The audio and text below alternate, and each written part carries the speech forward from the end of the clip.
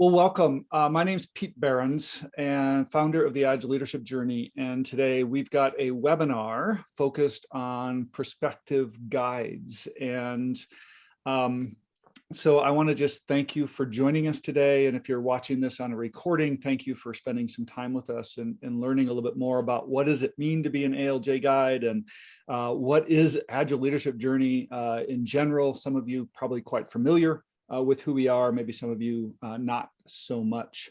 And so we've got a few people here to take us through this journey. I myself will share a little bit more as we go through this. And I'd like each of my panelists here to just do a brief introduction of who they are and why they're here. So Tracey. All right. I'm Tracey Wilson. I'm the Director of Business and Program Community Development here at ALJ. And I'm here because I really believe in this mission. I love the curriculum. That's how I came to ALJ, and happy to have all of you with us today to learn more. Thank you. Jolene. Hi, I'm Jolene Sullivan. I'm the organizational catalyst here at ALJ. I've been here for 3 years, and one of my favorite parts is getting to know our new guides. Awesome. Jolene comes to us from the Scrum Alliance, where she spent some time as well. So familiar with this type of program and function. And we've got two wonderful guides with us to represent this guide community, Thomaz and Christina. Thomaz, why don't we let you go first. Hello, everyone. I'm Thomaz from Brazil. I'm an ALJ guide for 6 months. I've joined the community for 6 months. I'm really happy. And yeah, I'm here to share some experiences of this journey with you. And Christina. Yeah, I'm Christina Carlson. I'm in Canada, so I think Thomaz and I are as far apart in this continent as we can be. I've been a guide for 2 years, and it's exponentially grown myself and my business. So I'm happy to share and answer any questions you guys have, and yeah, just get everyone excited. So thank you for reminding me, Christina. So as participants in the webinar, feel free to use the chat and the Q&A block there. If you have some specific questions, go ahead and throw them in there now as we go through this. We're going to take you through just a little bit of a journey. I'll likely just invite you to speak. So even if you write a question or just say, hey, I want to ask a question, totally fine. We want to keep this somewhat as informal as possible and recognizing it is a webinar format. But I can invite you to actually unmute and speak. I think it gives us a little better interaction. So don't be shy. I think it's makes it a little more interesting here. So let's just focus. Why are we here today? Our goal in the Agile Leadership Journey is to really expand our presence across the globe. So we're seeking people like you who are joining, who I might consider experienced, competent, and passionate catalysts to leverage a proven curriculum and program. And that's what we're offering, is the brand and the proven curriculum, and giving you some complement to your already what you're doing. And now this is what we call an ALJ guide. Now you might call it a trainer, a coach, a mentor. We like to use the term guide. We walk alongside our leaders. We don't necessarily have all of the answers, and that's totally fine. And just recognize that ALJ guides are not just external consultants. We're not just looking for people who are selling services. We also look for guides who work as change agents inside organizations. And so if you or somebody who is on this path and wants to enable cultural change within their organization, those are the types of guides we're looking for as well. And we have a number of those in our program. And while Thomaz and Christina are representing a little bit more of the external consultants, feel free to ask some questions and we can respond to some of the internal change agents as well. Now, just one clarification on kind of, some people come and say, okay, am I getting a job? And that's not what we're here to offer. We're not offering employment. So we're not hiring you as an ALJ employee. What we are doing is saying, hey, we have a curriculum that you can license and a brand that you can, leverage in your for your work. And so we've got an incredible vast library. We've got an incredible community of coaches that we'll describe here today. And we'll walk through that a little bit today. But just recognize that this is not something where we're looking for people to hire. That's not what this is about. So my panelists, any comments or questions on those two pieces of what I just said? Clarifications? Don't see any questions. No, I can just say that I think that being a guide, and I won't go in this too deep, but I used to own a co-working space before the pandemic because I'm a solopreneur and I love having people around, but not necessarily working for someone. And the guide community really helped me fill that niche when I had to close my co-work space down during the pandemic. So I just wanted to emphasize what Pete's point is that it's really a community. And it allows you to not always be by yourself in your work and in your struggles and in your ideation and innovation. So, yes. And we're going to be diving into a little bit what that community is, what it provides. But yeah, that support system is something critical to what we're offering. Yep. Good. Yeah, thank you. Okay, just a little bit now, the context, and I think I'm speaking to the choir here to most of you, but just let's maybe put a little bit of language around the why. Why do we exist in this world? And we're all familiar with the change gap, right? Where the industry and the environments are changing way faster than our businesses can change, right? Businesses are based on humans. Humans don't change very fast. And so we're seeing a bigger and bigger change gap that's hurting. In fact, this was a 2018 study. So this is even now 4 years old. Majority of organizations are not responding fast enough. And you might be in one of those organizations, you might be working with those organizations.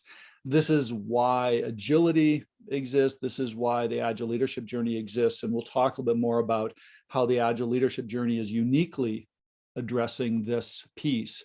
Now, one of our business partners is the Business Agility Institute. And the way we work with them, think of them as kind of a research body. They're developing case studies and focusing a lot on that organizational agility, business agility. They've developed an 86-point survey or an assessment guide of what makes an organization agile, what makes a business agile. And what's interesting, not to go in the details of this, but over 60% of their indicators are directly attributable to leadership thinking and behaviors. Now, the other 40% are what we would call highly influenced by those same leaders. This is where we get into culture. So when we think about business agility, and I was just at the Business Agility Conference speaking with one of our clients, a CIO from Amerisher, and what I recognized was everything at the Business Agility Institute was about leadership or some form of how leaders are guiding or not guiding business agility in their organizations. And so when we talk about Agile Leadership Journey and you talk about business agility, these are kind of one and the same, approaching the problem from different angles. In fact, their recent survey, some of the biggest complaints in organizations, leaders equate status to the number of headcount, right? Very traditional way of thinking. Leaders are at different maturity levels. We often find leaders aren't purposefully bad or they're not purposefully anti-agile. What they are is just not aware, right? They just don't know what they don't know, and that hurts business. And finally, leadership development is not a priority. And this is something we see, in different parts of the world at different levels. But I know in the US here, we just, HR is not given the resources and the funding to support leadership development. And so I'll pause here for any of our panelists to maybe poke in on any of these comments. Yeah, that's very interesting. At least here in South America, I see that most of HR leaders and other business leaders, actually HR is mostly seen as someone who's controlling or the police of the company sometimes.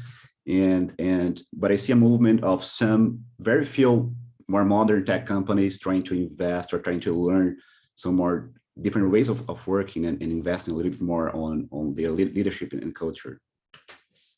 Yeah. It's a movement that's starting very slowly to happen here. Yep. Awesome.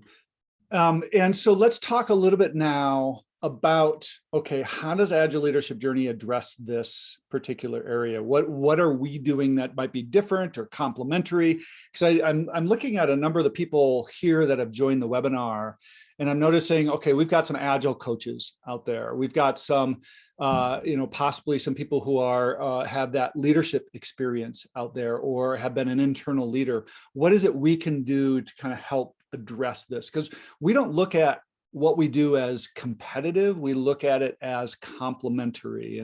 And so let's talk about that for just a minute. So our goal is to enhance business agility. And what that means is we want to provide our clients with an enhanced ability to lead their own transformational journey over time. Now, that has two dimensions to it. Lead their own transformation. You might see that as an organizational dimension, but the thing we see first is a personal journey. What does this mean for me as a leader in my transformation, in my growth, in my development as a leader? Now, we call this microculture, where every leader is shaping culture every day, in every decision, in every conversation, in every moment of engagement they have, what they focus on, how they show up, their presence, what their power style is. This is personal. And so we look at enhancing business agility as a very personal problem, not just that organizational system problem. And yes, it does get into the organization system. It does go into the organization, because when we start to get to policy, we know that policy is shaped by mindset. So again, if we want to get to the organizational dimension of change, I want to change a metric, I want to change a structure, I want to change a rule or a guideline. That has to start with leaders thinking differently. And that's the way we approach all of these problems, is we can address a lot of these challenges we have in organizations through shaping the mindset of leaders. And so we use what we call the Agile Leadership Compass, and many of you have seen this and have participated in our programs, and thank you for joining many of those programs. So our guides provide the inspiration and the coaching and the education to guide leaders through this journey and developing that new awareness and competencies. And so this is fundamental, where we say, if we want an Agile organization, we need Agile leaders. And so just a final summary on kind of who we are. We believe that we are the leader in Agile leadership. We've been around since 2011. This curriculum's been here for over 10 years now. Over 10,000 leaders have been taught through this curriculum. And what we've done is we've leveraged what we call best-in-class models. So we're not taking and we're not reinventing everything. There's a lot in the world that's been developed for 30 plus years of research in leadership development, organization, and culture. What we're doing is combining that in a very unique way that provides value to leaders and make it accessible, easy to understand, and help drive their growth. And again, we don't see this as complementary, but we see this, we don't see this as competitive. We see this as complementary. So if you teach Scrum, if you're going into SAFe, if you're teaching less, if you're doing any, lean or any kind of Agile initiatives, or not Agile at all, these tools, these models, these programs complement those services. And so if you're a leadership development coach or executive development coach, we can add agility to that curriculum. If you're an Agile coach, we can add the leadership dimension to that curriculum. Think of this as, I like to use the term, it's the software, right? We often install the hardware. We do a restructure. We put in a framework. That's great. But if the mindset and culture isn't there, it's not going to stick. It's not going to work. And that's the problem. So I'll pause again and let some of our panelists to point out any comments here. Yeah, I'd like to share something. I think this is one of the strongest things I saw when I joined. So when some business leaders join my cohorts, they get really happy and impressed by looking at the authors we leverage, the books we bring as a fundamentals of this course. And that's something very powerful, I think. It's not something that they join and say, hey, oh, I didn't know that. This will really help me. So I think this is one of the things that is more impressive in this program. Yeah, excuse me, for me, I don't come from a Scrum background. I come from project management world, and I never had an opportunity to open the door to the conversations with the, executive suite or the top leaders in the organization about, their changes that they needed to do and how can they stop to bottleneck the cult and change the culture of the projects and strategies we were working on. And so this allowed me to have that language, not only for myself, but then to teach them how to do it themselves as well, right? So it's been really fundamental in that holistic picture of any type of, long-term project or big strategy or culture change happening in the companies I'm working with. Very good. Yeah. So think of the Agile journey, Agile leadership journey as, I like to use the term kind of, it's like the Scrum for leadership, right? It's a framework for mindset and culture that can complement the other ways that you're working to help drive some of that change. I won't tell you exactly what to do, and we'll talk about that here, but it helps provide that roadmap in that journey. So let's just talk briefly about kind of our approach and curriculum. And if you've been, and I'm noticing a number of people here who have been through our programs, maybe even back to 2018 or 19. And if you're coming back, we have been making quite a bit of changes in the way we approach the curriculum, not the curriculum itself so much, although we continue to tweak that and make some enhancements there. But a lot is changing in terms of the approach and the messaging and how this is being positioned for organizations. So first of all, splitting up our compass, recognizing that it isn't always that we want to address the whole system. And so we've split the compass into what we call the Agility and Leadership series, where we're focusing on those microcultures, that personal leadership development. And we have some organizations and leaders on the journey who that's all they do.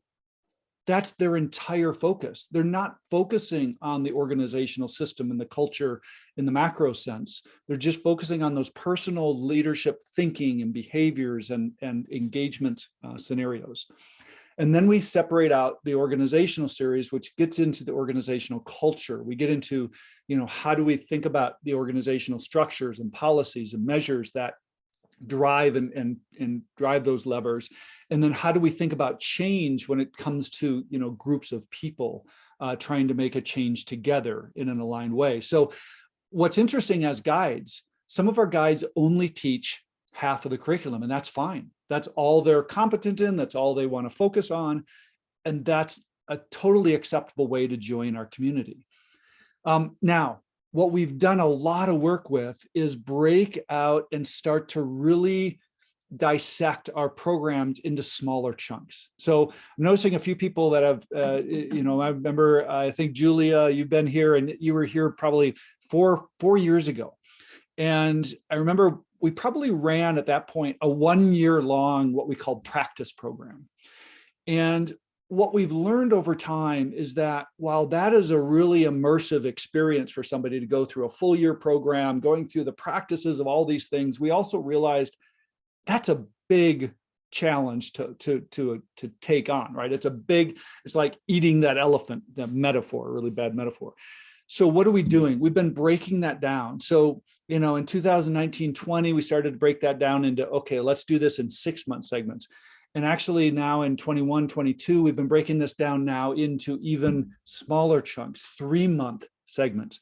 So what we're doing is trying to create more bite-sized practice programs, what we call the immersive, deeper application programs, where we're applying the learning.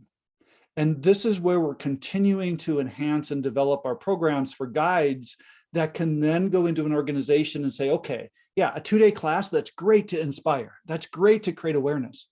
But the real benefit comes in that practice. And so giving those guides the tools that help them work through the practice and then helping those leaders work through that. And then you'll notice the last thing we did here is we pulled out our deeper 360 survey for the leadership side, the ChangeWise Leadership Agility 360 assessment, and our Culture Values 360 survey tool. We've pulled those out into separate services. And the reason we did that is to, again, provide guides an additional connection with leaders. So now what we're starting to really lay out is that journey, right? Awareness, build competency and development, and then really start to get into that one-on-one and customized learning and development from that point. So I'll pause here because I threw a lot out there. Tracey, maybe I'll let you jump in here first. I want to make any comments around our program development here because you've been highly involved in that. I just echo everything that you said, Pete, and really I'd like to get some perspective from like Christina, who's been through it both as a participant and also as a guide facilitating this. How is this resonating with the leaders that you're working with, and as you've been involved in some of the refactoring and whatnot? Yeah, so it's like the next exciting thing almost, right? As we're going through this, I find the facilitation process is becoming smoother and smoother with every iteration. The engagement with the people that I'm working with is, easier to come naturally, I think, with the groups that I'm working with as we're going through these shifts. But the core essence of what we're trying to do has never changed, right? So the foundation has always been there, and it's creating the same value and impact. It's just in a more fluid way, I think, than it was previously. So I'm really enjoying it. I'm really enjoying just seeing people grow. Even in that 3-month period, I was a little bit worried when we shifted to that time frame. How are we going to see some fundamental shifts in people? But with the right complement of tools and support, and we have the other guides in the program to be able to work through and work with and support each other. It's gone really well, and I think it's providing a lot of value to the people that I'm working with, for sure. We're just wrapping up our 3-month program in the next couple of weeks. So, and I've seen a huge shift. I heard people say, I've been doing this for, Thomaz, you're in our group. So I was like, there's people saying I've been doing this for 20 years and I never thought of it that way, right? And that's really impactful and powerful. And that's going to carry out into the organizations that they're working with. So, I'm in the group which is being facilitated by Christina. And to be honest, I've never been in such a group that works together for 3 months. And it's really amazing. It's not about pushing content, but it's about having like powerful conversations around the content we learned in the previous workshops. And it's really helpful to meet every single week for an hour and a half to discuss and to learn with peer coaches and leaders. And it's really awesome experience. Yep. And just I'll do a little kind of shift here, actually, to show, a mural environment. So one of the things we've been changing quite a bit is our tools for guides. And so this is an example mural board here where this is the summary mural board for the program that they're talking about right now. And what's beautiful about mural is we can kind of encapsulate video, we can encapsulate cohorts working together, sharing information about themselves, writing notes, doing exercises together. This is just the template version here. And then we'll like in this particular program, we dive into a second mural to go into things like, okay, let's get into that expert, achiever, and catalyst mindset for growth mindset. And so in the past, where we might have had tools that were very, just Google Docs and a more formal LMS system, what we're finding valuable is to move that over to a visual collaboration environment that is supporting the guides to facilitate and the leaders going through that curriculum. And so that's something we continue to enhance is not only the curriculum itself, but the tools and the resources you have to teach and coach those things. And that's true whether you're doing the ChangeWise Leadership 360 and coaching, the Culture Value Survey, any of these programs. We've got the mural boards, we've got the flip charts, we've got that resource library.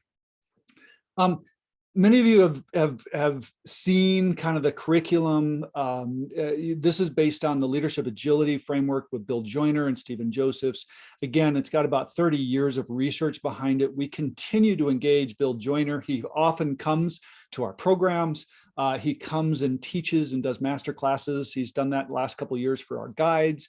So we have a really tight relationship with not only the content, but even the mindset behind it, and kind of helping us continue to grow.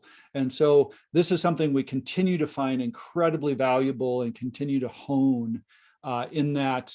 Here's one of our guides teaching in a pre-COVID sense. Now we're starting to come back to the in-person workshops again, but we do have support for both in-person and remote education for those of you that are wondering about that. And then the organizational side, you're likely familiar with the tools we use here is the competing values framework.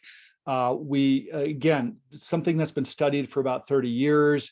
It is something that we find to be incredibly impactful and visual and help leaders align. I think, Thomaz, you were just saying, at the beginning of this, as we were chatting, some HR leaders that are in your class. Do you want to share that experience? Yeah, this week I'm in the middle of my workshop about culture and leadership, this one.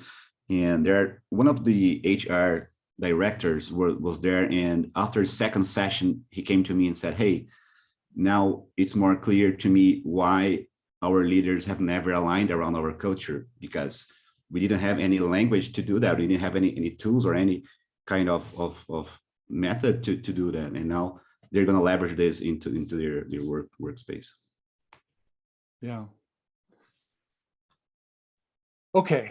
So, and I think here's one of our guides in Canada, Jasmine, who's facilitating again an in-person workshop here. One of the things we try to create when we're working with organizations, if you've ever been part of our in-person kind of workshops and engagements, is a very visual, engaging scenario. And that's something we help all of our guides with. How do you do this? What are the tools? What are the examples? Develop your competency in being able to do this in a facilitative way. When we're working online, giving you the mural tools and the skills to help develop those online visual engagement elements as well. So it's not just the curriculum, not just the community, but it's really how it's packaged. And that's what we get from a lot of leaders is, I can see it, I can understand it, and it sticks. And I think that's why some of you are here, is because you probably experienced that same thing yourself. And that's why we love to draw guides from those that have experienced that scenario. So the last thing I want to mention here is a Scrum Alliance relationship. We do continue to work with the Scrum Alliance on aligned certification credentials. We are talking to the Scrum Alliance about if there's an easier path, though, so that for those of our guides who are not Cal educators, is there a little bit easier path to become a Cal educator to offer both credentials? So we have about half of our guides are Scrum Alliance certified, half are not. So if you're not Scrum certified, don't worry about that, right?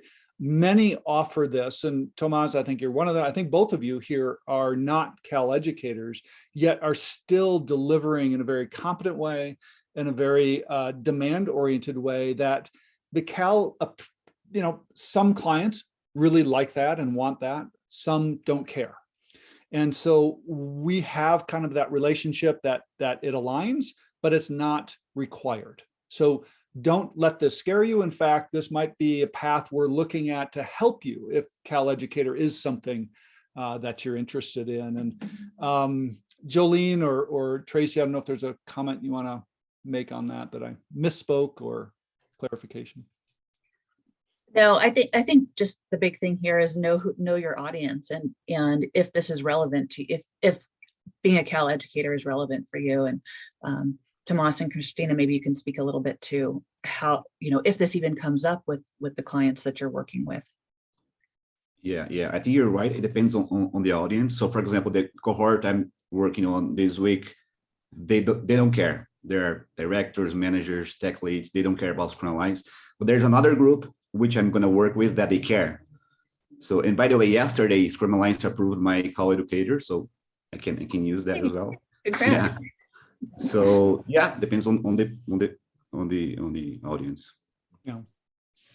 Yeah, I would agree totally. It, maybe the people that I'm meeting with initially to get the program going, and like you say, you work with that top level first and orient them in there. That's not really a thing for them, but then there's always a pocket sort of a Scrum team or somebody in the organization that does. And so it's another added value piece that just makes it, I don't want to say, yeah, it's just there because it's important to the people that's important to. That's really that's a bit. Well, and to recognize, so in some countries, I would say India, Bangladesh, we have some guides in both of those countries. CAL certification's important to drive demand. And we do have some of our guides who work in those regions, who offer classes, who are not CAL educators. And what we do is we set up pairing coaching to help them offer the Scrum Alliance certification. And so there are ways we can work with you, and that's part of the whole community is developing our guides. And so if that path is needed for you, or you believe it's needed for you, joining the community can help you work towards that path if it's an important one. So, okay. The last thing I'll say here is we're not done. We're never done. We're continuing with new curriculum and how we develop it. The way we're looking at this is we run experiments, and we're constantly running experiments with guides where we test it out. So some of the programs we're testing, like psychological safety, something we call the Agile Leadership Landscape, which is kind of almost a precursor to all this. Like, what's the whole roadmap, or what does it look like? What are the different tools? High performance teams, or the CAL-T type things that a number of our guides teach. We continue to study these, we test these, and we do that in kind of a test market before we would bring that into the Agile Leadership Journey and make that something available to all guides. And so it is something we continue to work on and develop, and recognize that, what you're seeing today will continue to evolve. And, we do see the Agile Leadership Journey as something that we're not going to become the university doing all leadership, or even the university doing all Agile. That's not the point. Our point is very focused education and development, focused on leaders towards development that are tied together very tightly. So while we're experimenting, we're not going to be bringing in Scrum classes. We're not going to be bringing in, general leadership, maybe 101 communication classes. We don't see ourselves that way. We want to be that niche in the market that can complement other programs. And so that's going to be our sweet spot. Not trying to be everything to everybody. Okay. Let's get into a little bit of the guide community. Again, if you've got some questions, please put them in there. We can address those. Tracey, I'll let you lead the conversation on our guide community. Great, thank you.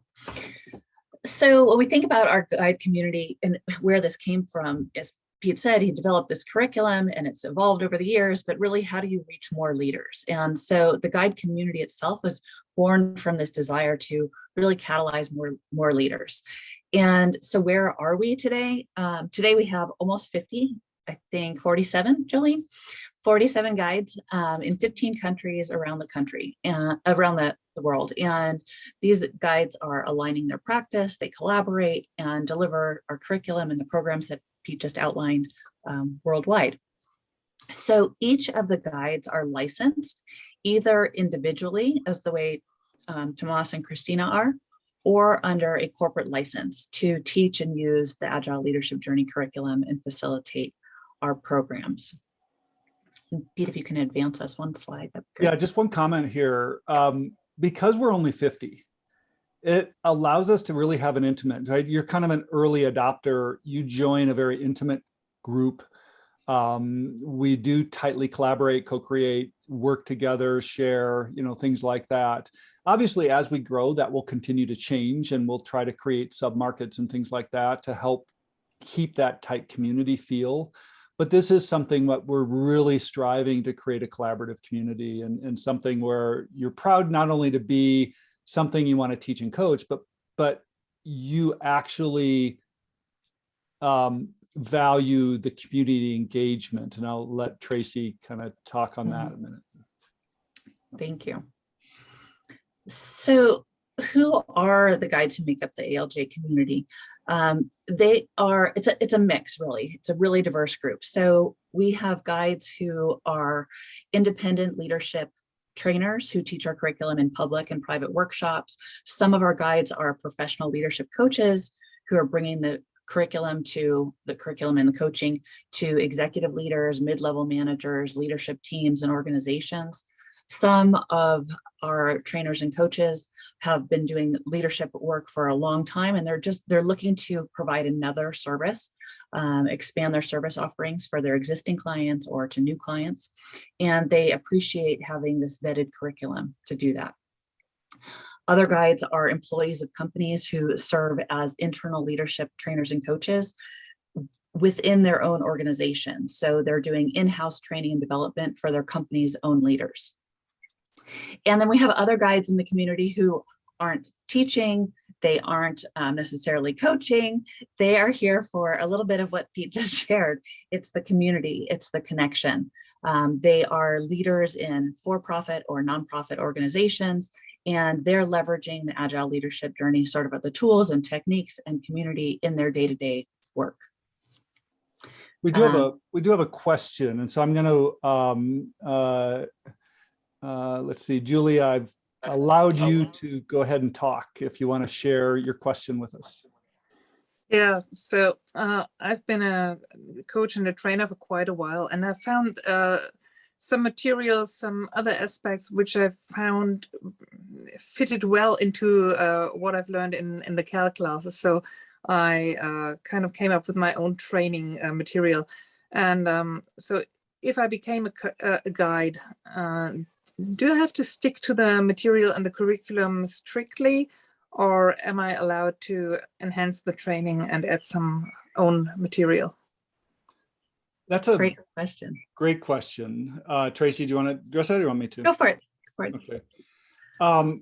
So basically, yes, both.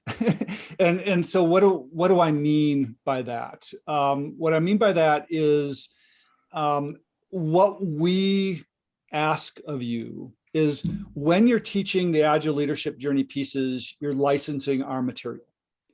And you can complement that with other materials. In fact, that's where a lot of the research and experimentation and things are happening is we get to learn by all of our guides learning. Hey, this is working really well with this. Here's another practice that comes in with this.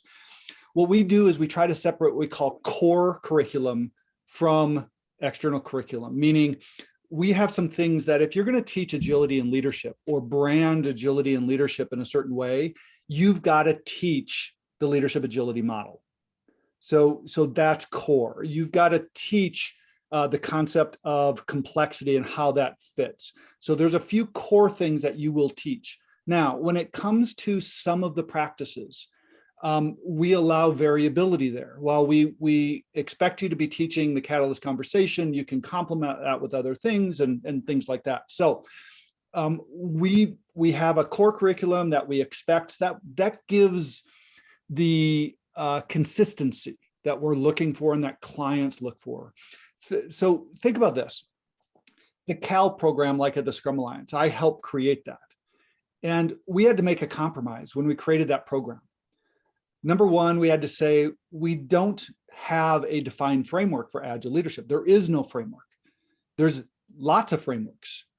And so to enable all guides to teach something, we have to open that up. Now, that's good because it allows creativity, but it's bad for consistency.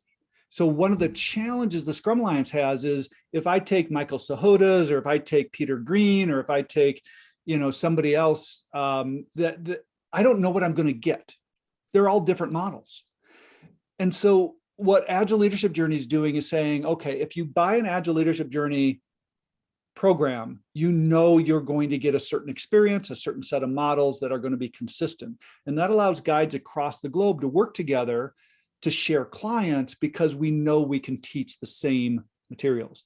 But we recognize all guides are unique. All guides have their specialties, and the mix and match is great. And when you do private classes, customizing, mashing up, our licensing program allows you to do that. We have a very flexible licensing system that enables you to just take, hey, I taught this part. I'm only going to pay this part of the license for that fee. And we'll talk about fees here in just a second.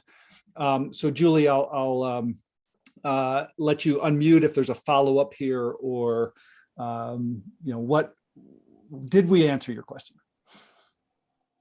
In fact, you did, yeah. And I would always teach the basics in the core because I find it extremely valuable. Cool. But of course, reading other books and stuff, I came up with a couple of things that are really that really nicely fit with the model. So something about brain science, brain neuroscience, and stuff like that, which can enhance the training if you have the right people there who are interested in stuff like that. Yeah, and kudos to you in keeping your learning journey going. We have a number of guides who built their whole program, and then they realized, it's not working well, or it's not as impactful as your program. And so they decided to either scrap or replace or incorporate the Agile Leadership Journey curriculum to enhance their program. And so this is something that even if you have a Cal program or you have an Agile Leadership program, we know ours is works. We know ours is proven. We know it has incredible impact. I'm not saying it's the best, right? There's a lot of options out there. But what we do know is it works, it's clear, it's aligned, it's focused, and there's a lot of value to a shared brand. And that's the real benefit you start to get with Agile Leadership Journey is we're branding, we're marketing, we're spending a lot of money around helping create that awareness that the umbrella of which guides can fit under. Okay. So, Tracey. Thank you.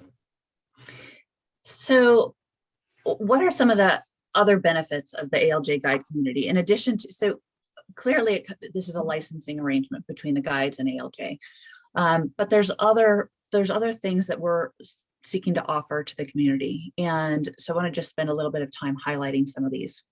We are a community of lifelong learners, and we fully believe that each of us are on this learning journey and that we're on it together. So there's a lot of things that we offer. They're all optional. I don't think that we have anything where we say everyone has to come to this.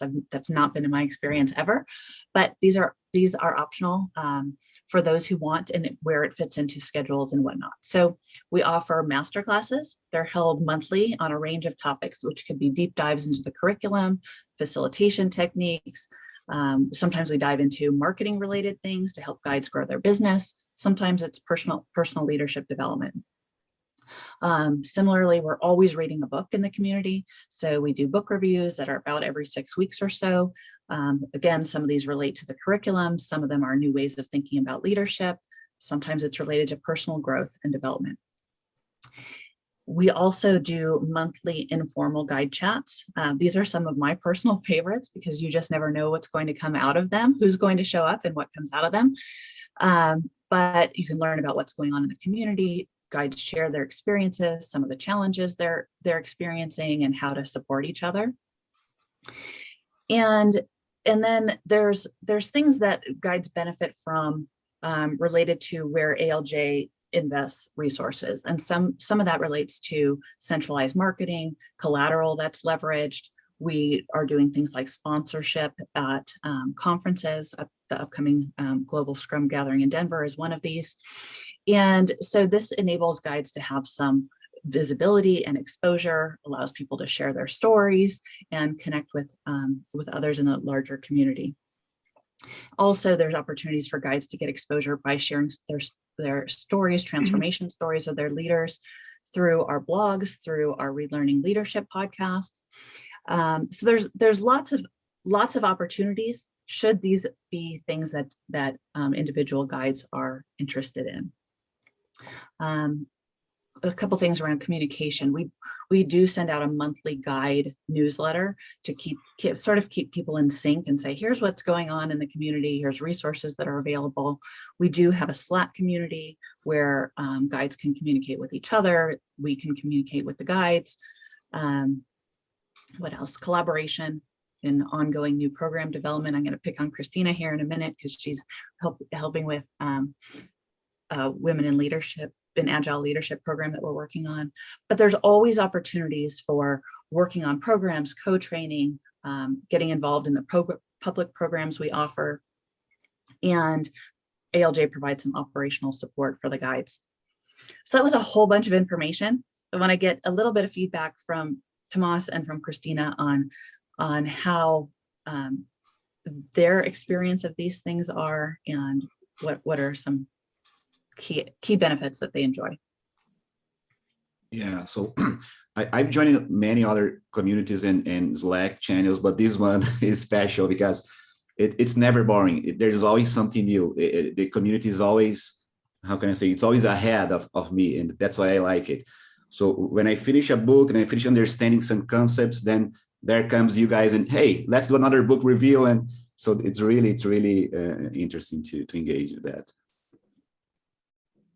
Yeah, and I actually think that like Pete and Tracey and Jolene, you guys do a really good job at walking the talk with what we teach, because you meet us where we're at. There's never any judgment if my schedule is crazy and I haven't been to a masterclass because just of the way the timing is, but it's always accessible and recorded, and I can get the information when I need it. And so, but there's never like judgment about that. It's always really open and engaging. And when I do join chats and reviews, and I'm really looking forward to meeting people in person at the conference, it's just, everything's always very engaging and open and kind of meets me where I'm at in where I'm going. So it's nice to have that flexibility, but it's also like you get what you put in kind of as well. So it's a really nice balance of those two things. Awesome. Thank you. Okay, let's see here. So, and here was pre-COVID. We had some retreats that we would do in person. This was, I think, as COVID hit, March 2020. We were all starting to fist bump and not shake and hug at this global retreat here. And we do hope to get back to some in-person gatherings. We're going to do an informal one here in Denver as around this the Scrum Alliance gathering, because we do have a number of guides and close friends who are coming in. But yeah, we hope at some point to be able to get back to some, because these are really collaborative spaces where we start to focus on, some of our experiments and, how do we think about things and how do we present things differently, and learning from each other is so fundamental. They're just really cool.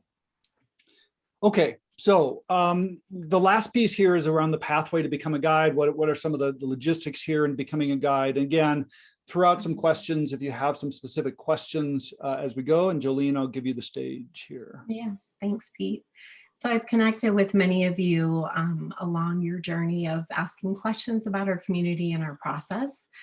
So as Pete highlighted, the workshops that we require as part of the prerequisite for applying. So it would be the Agility and Leadership Workshop, which was formerly known as Awareness Workshop for many of you.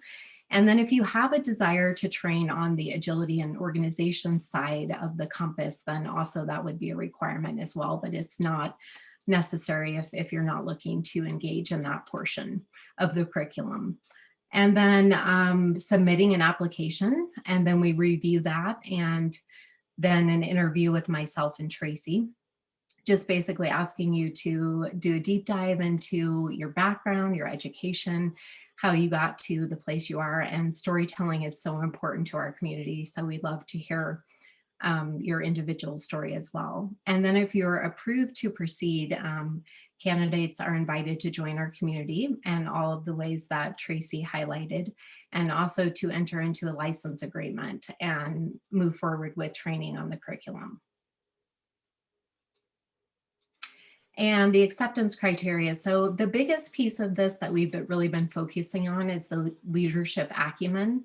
So we connect to leaders through our learning and leadership experiences. So this is fundamental, and we really want to hear your story of how are you a leader? How are you engaging other leaders, which is very important. And then of course, your education and experience in training or coaching and Agile. And then our values are so very important to us. And we would like to see how you honor the growth mindset, authenticity, leadership, excellence, inclusion, and community as well. So this is all really looking at individuals from a holistic perspective, your background, your education, your experience, storytelling, all of those pieces are very important for our criteria. So recognize one key difference then, if you've looked at maybe like Scrum Alliance certification, becoming a certified Scrum trainer coach. We differ in the fact that we don't expect you to be a competent ALJ delivery agent to join. What we do is we look at capacity or, potential. And so, yes, we do require some leadership background. We do require some training coaching background. We do require some Agile background, but we recognize that teaching this curriculum is not easy, right? There's a lot to it. There's a lot more behind it than what you might see on the surface. And so by joining the community in that potential state, you may not be competent yet to deliver, but you join to learn. And so we have a number of guides who have joined and are in that learning process or use the community to help develop. And I'll call out Thomaz here. He joined. He translated our entire curriculum into Portuguese, the mural boards, the images, and all that. And Thomaz, I'll call you out here as since you're kind of freshest going through this curriculum. Yeah. What was this like for you joining without that competency and having to kind of get there in your first iteration?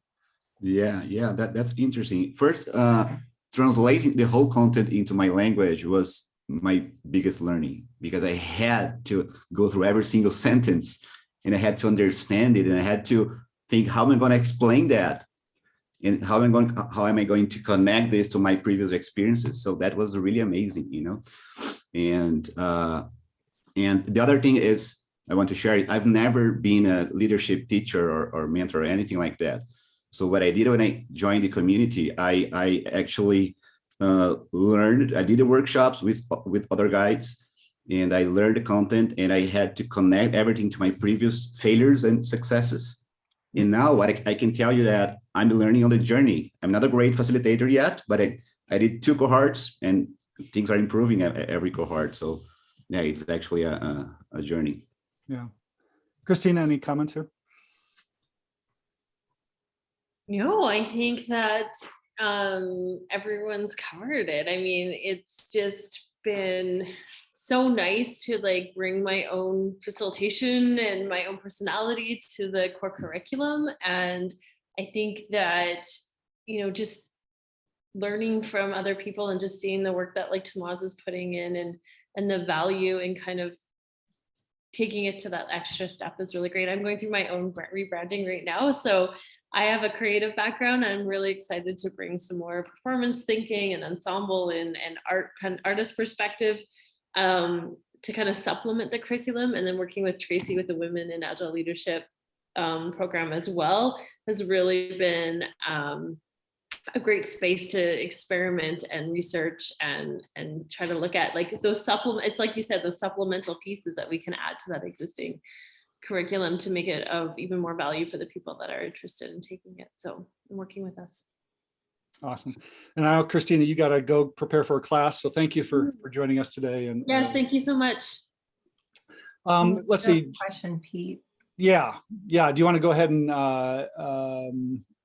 address that one? Yeah, Julia, are you available to share your question? Here, let me promote her again to talk. Thanks, Pete. All right.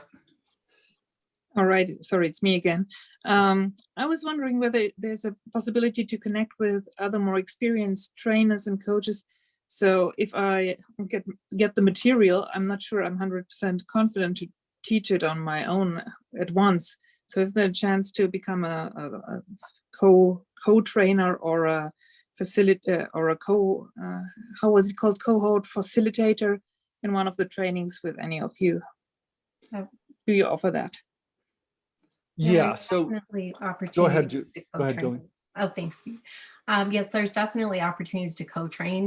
Many of our experienced guides have opportunities with their clients where you can, jump in and co-train with them. Also, I'll let Tracey answer the question, or Pete, about the facilitation for the Applied Agility program as well as another opportunity. Yeah, so there's a number of ways that we can provide kind of some of this experience. Christina, for example, is on a contract with one of our guides who has a larger contract, and she's teaching through that. And every one of those classes is co-trained with other guides. So that's one way that guides help other guides. I know Jesse in our community, he's always out there saying, hey, I've got these 3 classes. Who wants to co-train with me? He's like really good at just inviting others. So it's a very organic system. We don't have a kind of a forced way to do that or whatnot. So in Germany, I know Eva and Mike Lieber often co-collaborate on training their classes, and they're focused on that in German. So that could be an aspect there as well, location-based or language-based.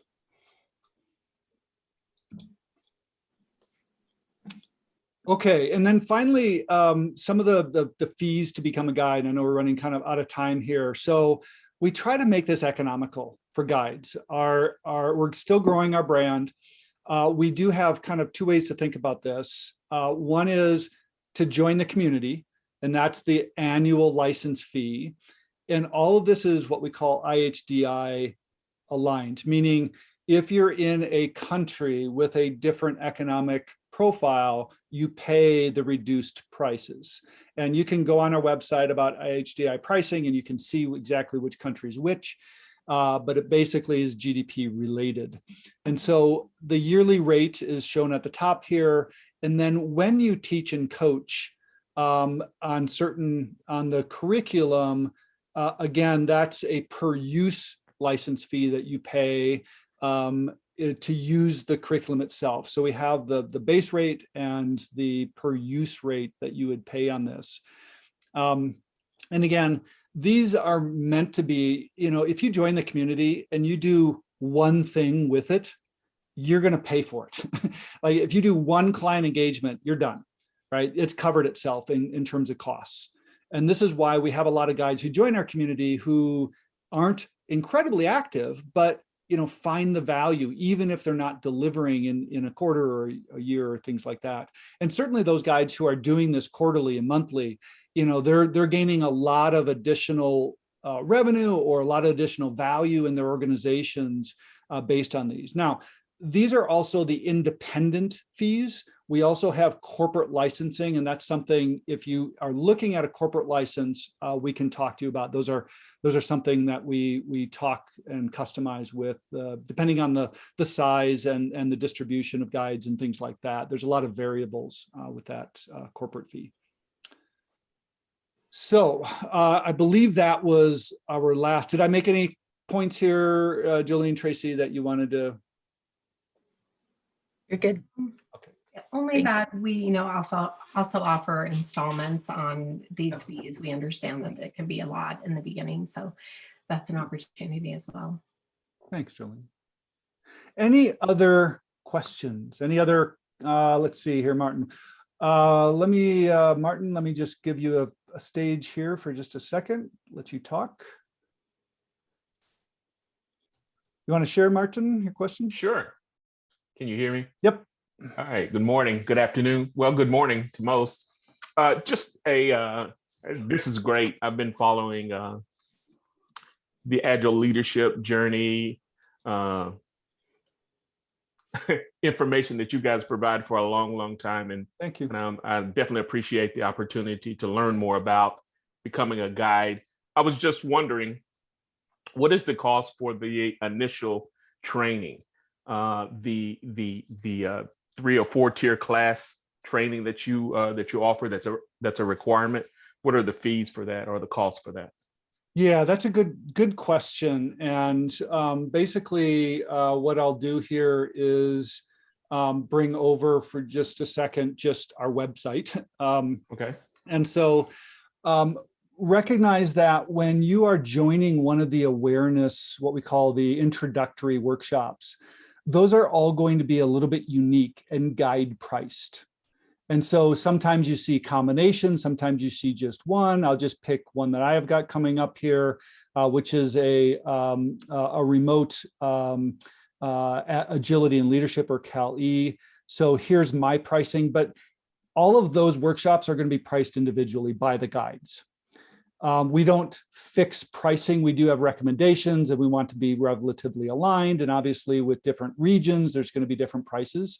But to go through the curriculum, what I would recommend is just find anyone that you think works with your schedule and your pricing and your language, and just get introduced to the topics. And that's really what we're looking for. If you have not done agility and leadership or agility in organizations, find out why it's unique. What is it about it? We want to make sure you understand what you're getting into before you kind of make that commitment to say, hey, I want to use this curriculum. And so I encourage you to do that. The other way to do this, if you want to source a private class for your client or for your own company, that's another way to engage with a guide. Talk to us, we can connect you with a guide, and you can bring a class in for your company, and that's another way to test it out. Okay. All right. That sounds good. I'll just jump in here also and share Sure. that Pete isn't doing a lot of public training right now, but those two workshops that are on the website right now that he's got, one is the agility and leadership and one is the agility in organizations. And really a lot of that is focused on helping people who are interested in becoming guides fulfill those initial requirements. And when you do a course with him, there is some additional opportunity to communicate on how might you think about this from the perspective of not only as a leader going through it, but also I might be teaching this. Okay, cool. Okay, thanks for the info. You're welcome. Well, I just want to say thank you to everybody who joined us today. Thank you for your questions. We will make the recording available. And if you do have further questions, feel free to reach out to us, info@agileleadershipjourney.com. We're on LinkedIn, we're on Twitter. Visit the website, fill out a contact form. Don't be shy. Let us know. And if you've got some questions, we'll try to do our best. So thank you and enjoy the journey.